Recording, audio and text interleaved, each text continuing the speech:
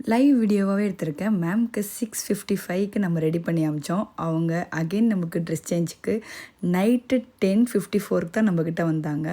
வரும்போதே அவங்க பேஸ் எதுவுமே டிஸ்டர்ப் ஆகவும் இல்லை, மேக்கப் அப்படியே தான் இருந்துச்சு. பட் அந்த ரிச்சுவல்ஸ்னால இந்த குங்குமம் போட்டு எல்லாமே வச்சுருந்தாங்க. நான் நினச்சது 1 hour ஒரு 1.5 மணி நேரத்தில் அவங்க வந்துடுவாங்கன்னு நினச்சோம். பட் அவங்க வந்தது நைட்டு 11 கிட்ட தான் அவங்க மண்டபத்துக்கு ரிட்டன் பேக்கே வந்திருந்தாங்க.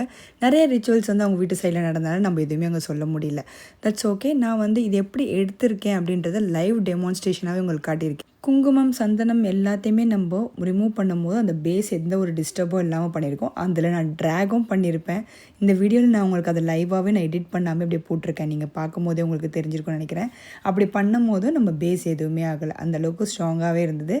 சாஃப்ட் அண்ட் ஸ்பூடி ப்ரெஷ்ஷில் வச்சுட்டு நான் அதை ஃபுல்லாமே ஸ்க்ராட்ச் பண்ணி நான் எடுத்துகிட்டு அதுக்கப்புறம் அவங்கள நான் டச்சப் பண்ணி அகெயின் அவங்களுக்கு ரிசப்ஷனுக்கு அவங்க கிளம்பிட்டாங்க ஸ்டேஜுக்கு. இது ப்ரொஃபைலில் எந்த ஒரு வீடியோலையும் எடிட்டிங் ஒர்க்ஸ் எதுவுமே இருக்காது. பியூட்டிஃபுல்லாக நம்ம ரெடி பண்ணி அமைச்சிருக்கோம். ஜூம் அவுட் அண்ட் ஜூம் இன்ல நான் வீடியோ எடுத்திருக்கேன். எப்படி இருக்குன்றதை பாருங்கள். அந்த இருந்த தடையுமே தெரியாத அளவுக்கு பியூட்டிஃபுல்லாக நம்ம ரெடி பண்ணி மண்டபத்துக்கு அனுப்பிட்டோம். ஃபாலோ பண்ண மறந்துடாதீங்க.